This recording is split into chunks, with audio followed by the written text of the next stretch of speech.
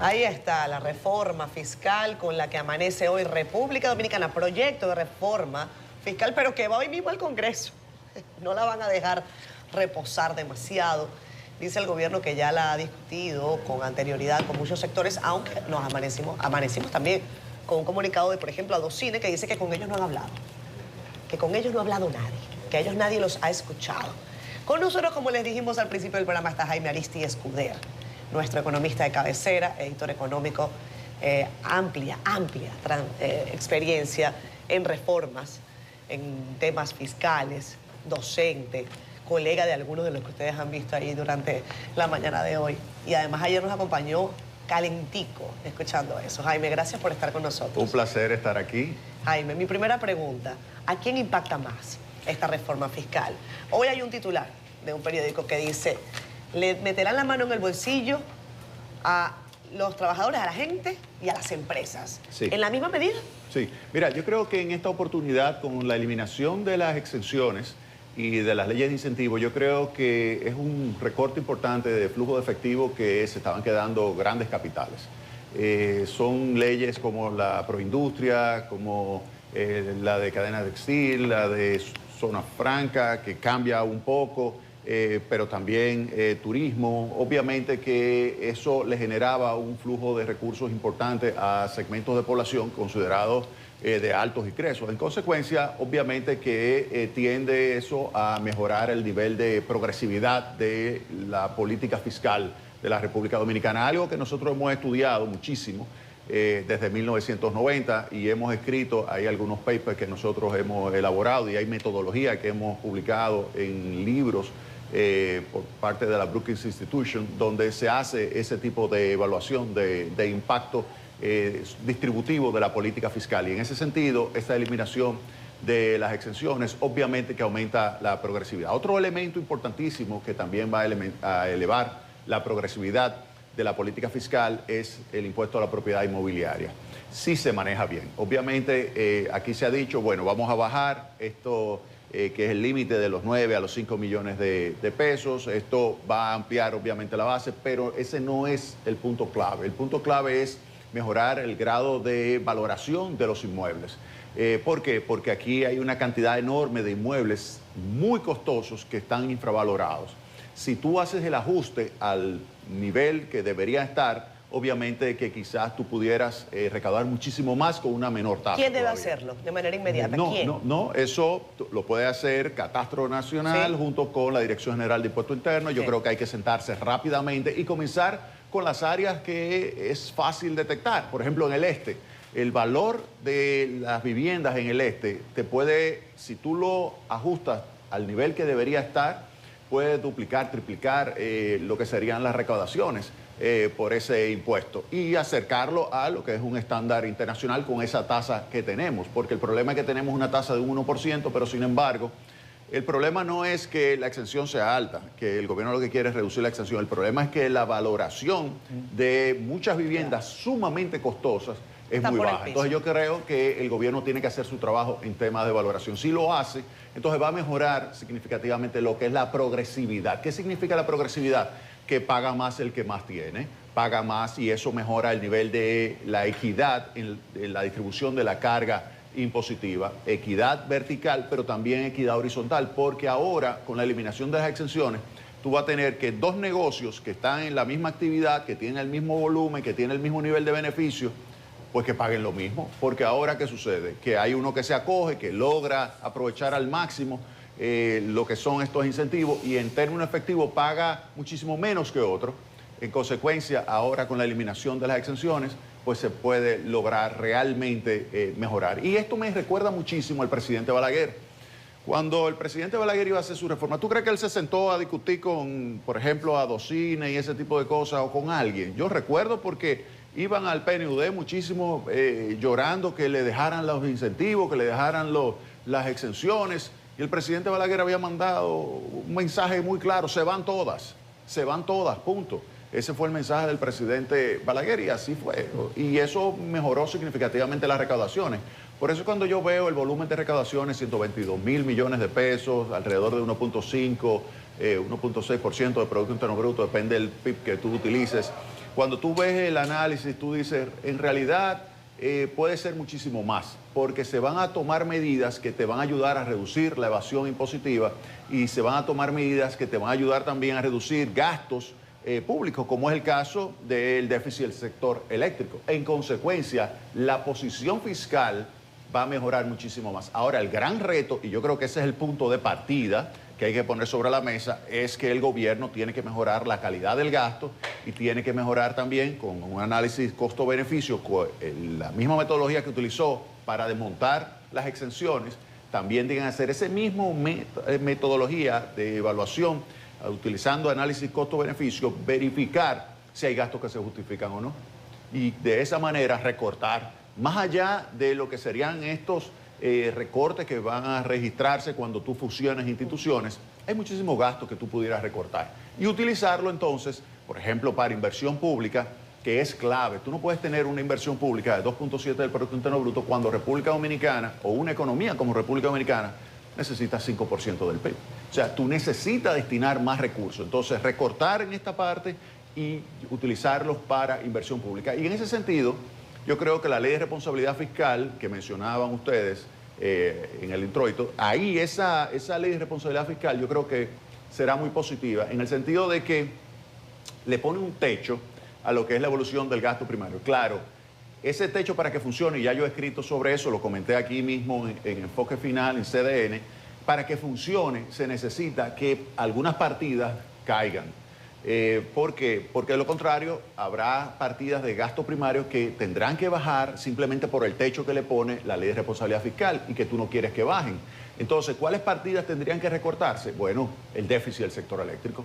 Tiene que recortarse ese déficit del sector eléctrico que representa 1.3% del Producto Interno Bruto. Son 1.500 millones de dólares de déficit anualmente. Eso hay que recortarlo.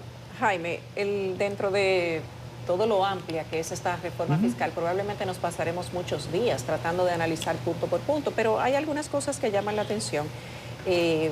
Amén del aumento al sector de los alcoholes, uno se pregunta si todavía ese sector aguanta más y si esto no podría ser que aumente el tema de las evasiones y el de que la gente busque alternativas quizás poco sanas. Sí. Por otro lado, porque el aumento parece que va a ser significativo. Sí. Pero además de eso, Jaime, ¿es significativo eliminar, por ejemplo, para la clase media la deducción de gastos educativos, hacer que haya la gente que trabaja de manera personal, las personas físicas tengan que hacer una declaración jurada de bienes, como lo hacen los funcionarios públicos? Sí. Y si es equitativo el incremento del programa Aliméntate a 2.000 pesos, antes era 1.650, y que otras ayudas se lleguen a 5.000 pesos y se le sube a 5.000 pesos al salario mínimo, como una manera quizás de tranquilizar a la clase baja para que la gente no opine o quizás no se revele frente a una reforma como esta. Excelente, excelente. Preguntábamos arriba. Comenzamos con los alcoholes, es un error. Es un error y eso también lo he comentado acá. Dije que, y lo escribí sobre la curva de Laffer. La curva de Laffer es una curva donde Arthur Laffer, es un economista norteamericano, demuestra que existe una tasa impositiva óptima, más allá del cual, cuando tú la subes, se produce una caída de las recaudaciones porque la base imponible comienza a achicarse. En ese sentido, ya hemos visto que los alcoholes, principalmente los alcoholes fuertes como el ron, ya el precio que tiene está el nivel de impositivo de tal magnitud que representa el 60% del precio final. 60%. Si tú lo aumentas más, lo que va a suceder es lo que ocurrió en la reforma tributaria del año 2012. Es una caída de la actividad económica, una caída de la base imponible y tus recaudaciones, en vez de subir, bajan. Eso es lo que se conoce como la curva de Laffer. Estar en la parte negativa de la curva de Laffer, que subes más y caen las recaudaciones. Y entonces lo que ocurre en este caso es que comienza a haber ilegalidad en la producción. Y la ilegalidad muchas veces no cumple con lo que es el sistema de salud pública y por lo tanto se puede generar una producción y disponibilidad de oferta de ese tipo de productos que al final genere un deterioro de la salud del consumidor. Primer elemento. Es decir, que eso de los alcoholes ahí yo creo que es algo que es un error, sin lugar a dudas, porque ya está en el lado derecho de la curva de Laffer la tasa impositiva, aumentar más la tasa impositiva, como fue este caso en términos efectivos, porque fíjate que lo que están haciendo es un aumento fuertemente al lado de ATREM, es decir, sobre la cosa. Es el impuesto específico, el ad valorem sube, pero menos de lo que sube el específico, es decir, que a quien perjudica más es al que tiene mayor contenido alcohólico. Y en términos relativos, beneficia más a la cerveza.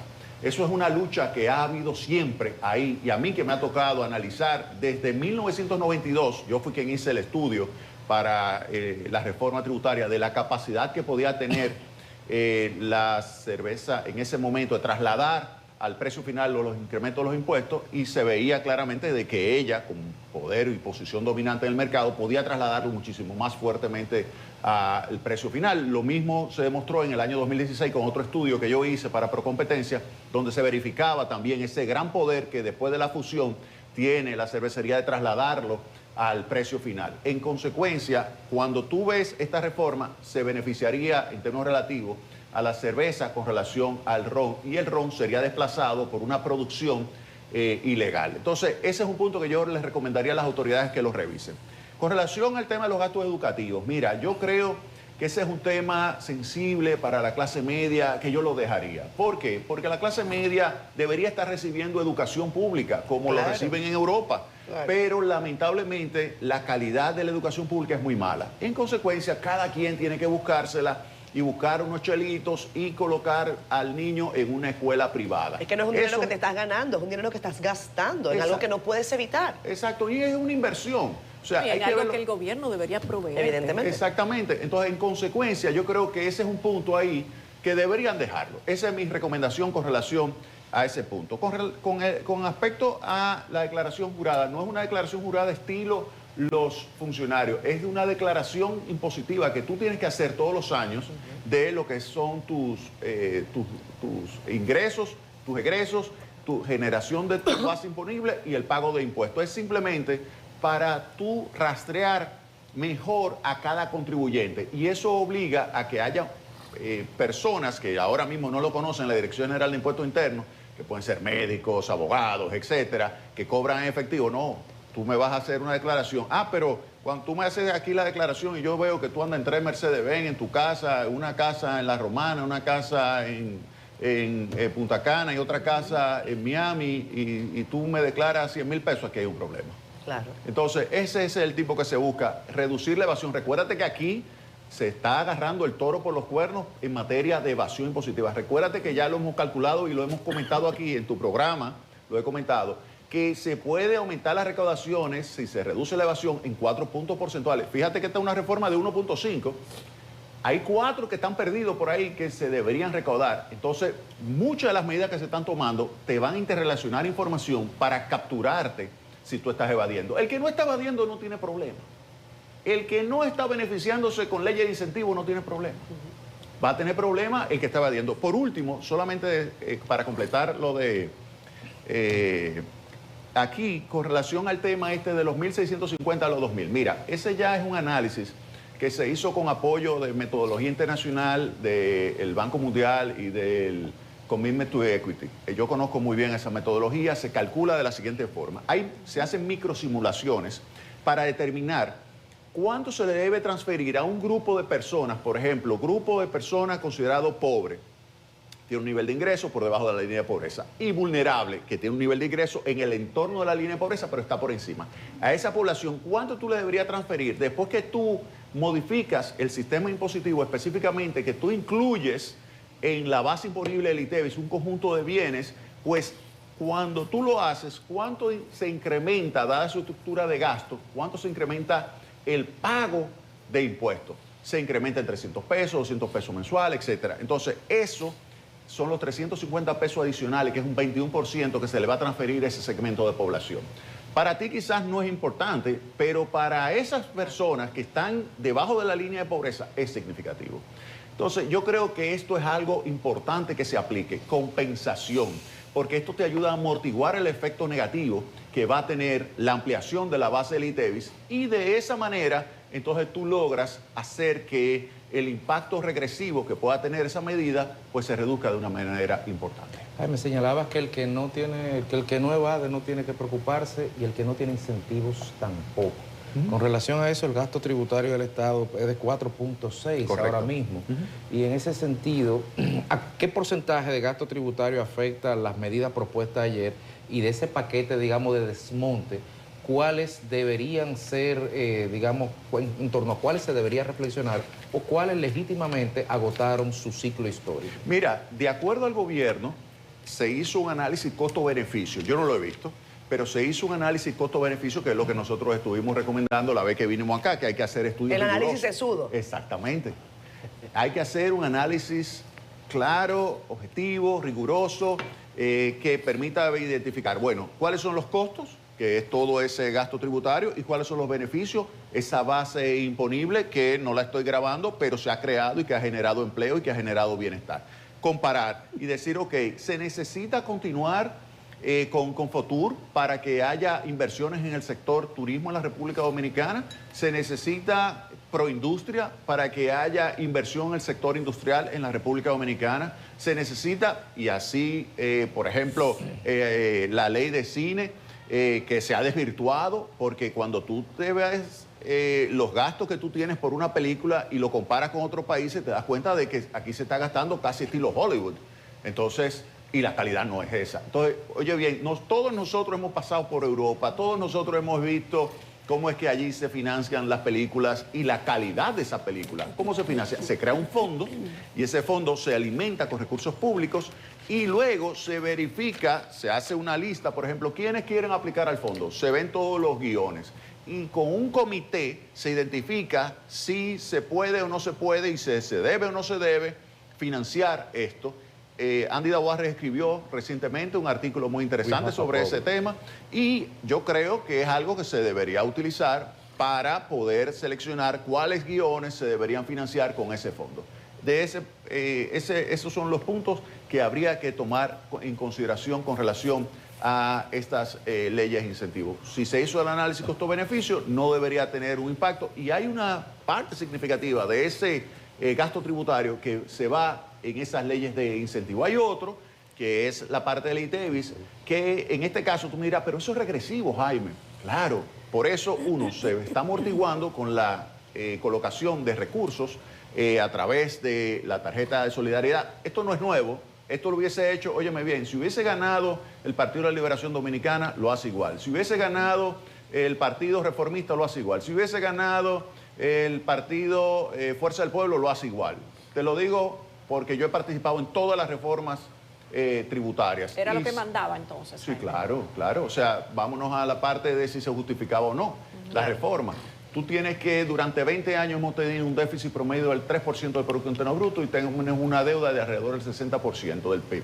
Nosotros deberíamos tener una deuda del 40%. Eso significa que necesitamos en 15 años, digamos, desmontar ese exceso que hay de deuda. Para hacer eso se requiere una reforma tributaria. Una reforma tributaria, pero al mismo tiempo se requiere políticas de gasto que reduzcan el gasto. Por eso, cuando se habla, por ejemplo, de que se van a destinar recursos para el sector eléctrico, se necesita invertir en el sector eléctrico en 3 millones de medidores inteligentes que aseguren que ese déficit de 1.500 millones de dólares, 1.3% del Producto Interno Bruto, se reduzca. Y que de esa manera, entonces, tú mejores, además de ese 1.5 de recaudaciones, tú logras reducir ese 1.3 de déficit. Ponle que tú no lo reduzcas en la totalidad, pero vamos a suponer que tú lo reduzcas en 0.7 del PIB. Ya ahí hay un ahorro adicional al 1.5. Entonces, yo creo que si además tú le añades un puntico que tú te ganes por ahí de reducción de la evasión impositiva, ya tú tienes una posición fiscal que si se genera una buena gestión, tú pudieras destinar recursos de una forma significativa a la inversión pública y generar entonces sí una mayor base que te permita un crecimiento sostenido y tener, en vez de un crecimiento potencial del 5%, tener el crecimiento del 6%, que es lo que se requiere para duplicar en un periodo de 12 años el Producto Interno Bruto. Jaime, el gobierno debió consultarte a ti antes de meterse en eso. No, hombre, yo estoy en los bleachers. No, porque tú has hecho observaciones muy puntuales que ayudan incluso no solamente a una mayor eficacia, sino a hacerla más racional. Lo cierto es que es de gran calado. Tú decías ayer que es un punto de inflexión. Yo creo que sí. Vamos a ver en qué parará la cosa, como dicen, porque ahora es que comienza realmente la discusión. Esa es la propuesta del gobierno. Se tocan sectores sensibles, y ojalá que al final no resulte en un pacto, lo llamado ajuste, o un parche fiscal, y el que se quede enganchado es el de la clase media. Sí. Esperemos esos resultados. Ahora bien, ¿qué tú opinas de la filosofía, de la inspiración de esta reforma? Dice que es para favorecer a los sectores de menores ingresos. Ayer hablábamos de que el 85% de la actividad productiva está en el sector privado. El gobierno no está poniendo un chele ahí. Pero además hay un punto clave, además de aumentar los salarios de manera sensible, la transferencia monetaria a los más vulnerables. Eso es bono, eso es ayuda social, eso es clientelismo. O sea, que se puede revertir en eso, que desnaturalizarían esta reforma. Vamos a hablar del espíritu de la reforma. Mira, con relación a eso, yo pienso que el apoyo que se le está dando a los segmentos más pobres es un mecanismo de amortiguamiento. Y esto, mira, yo te lo digo, puedes buscarte, se llama CEQ, Commitment to Equity. Eso es una metodología que desarrolló la profesora Nora Lustig. Ella logró que en diversos países se aplicara. En el caso de República Dominicana la apliqué yo junto con otra persona, un guatemalteco, que hicimos la metodología para evaluar si la política fiscal era o no regresiva o progresiva, es decir, si beneficiaba o no a los pobres, y se verificaba también con esos instrumentos si ante una reforma tributaria tú tenías una situación donde tú impactabas negativamente a los segmentos más pobres y cómo amortiguar eso. Esto que se aprobó de transferir recursos, eso no es ni clientelismo, eso es simplemente para mejorar la progresividad de la política fiscal. Ahora, lo que realmente va a ayudar mucho a los segmentos más pobres, y ese es lo que se llama la filosofía, es qué tú vas a hacer con el gasto. O sea, porque tú puedes recaudar y quitarle a todo el mundo por igual. Tú dices, pero entonces eso es algo regresivo, porque a toda esta mesa, cuando uno la ve, uno dice, bueno, los niveles de ingresos están parecidos, pero no son iguales. No, en el caso de Nelson no, eso está por arriba. Pero por mucho. Eso es un burgués. Si yo le quito a cada uno lo mismo, ustedes miran, es injusto, pero entonces yo le quito el dinero, lo llevo a una caja común y de esa caja común comienzo a ejecutar gastos. Y yo me doy cuenta de que Yulisa y Catherine, como tienen niños, se llevan la mayor parte de los recursos que yo voy a utilizar para salud, para apoyo a educación inicial y así sucesivamente. ¿Qué es lo que ustedes se van a llevar? En consecuencia, lo que yo le saqué por igual a ustedes, se lo estoy devolviendo distinto. Y en términos netos, estoy haciendo que la política sea progresiva. Entonces, eso es lo importante, lo que va a hacer el gobierno con esto. En consecuencia, cuando uno ve que dice que va a invertir en salud, en la parte de salud primaria, que va a invertir en transporte, eso va a ayudar, por ejemplo, el transporte masivo, eso es para clase media. ¿Quién de ustedes va a Europa y no se monta en un metro? Claro. Todo el mundo se utiliza el transporte masivo. O sea, el desarrollo de un país, el desarrollo de una nación, está vinculado con el hecho de que la clase media puede utilizar los servicios públicos. Jaime, tenemos que despedirte porque nos queda muy poquito tiempo. Yo tengo dos preguntas solamente, pero dímelas en 2 minutos. Sí. Esto debe ser para la gente un acto de fe, porque la pregunta es cómo se asegura que nosotros vamos a tener real y efectivamente una inversión de estos recursos recaudados a lo que apuesta el gobierno. Y la segunda pregunta, ¿qué va a pasar con Pedernales? ¿Qué va a pasar con Puerto Plata? Con el tema de los incentivos al tema turístico, porque son proyectos a los que el gobierno les ha metido el pecho. Entonces, ¿ahora qué pasa? Sí. ¿Podría haber un tratamiento diferenciado para esos sectores o no? Rapidito. Sí, mira, con relación a la calidad del gasto público, yo creo que esa es una de las exigencias que hay que hacerle al gobierno, que mejore la calidad del gasto público, que se asegure de esa manera a la gente de que los recursos le van a llegar, que este pago de impuestos se le va a devolver y le va a mejorar su condición de vida. Con relación al tema de sectores específicos, en términos regionales, como Pedernales, Puerto Plata, yo pienso que el gobierno, si quita definitivamente Confotur y no le va a dar, va a tener que crear un fondo para apoyar a esas áreas, en su desarrollo turístico. Pero solas no se van a desarrollar. Gracias, Jaime. Un placer. Jaime Arisque Escudero con nosotros. Seguiremos hablando de reforma fiscal durante todos estos días. Reforma por Pipa. Ya venimos con más.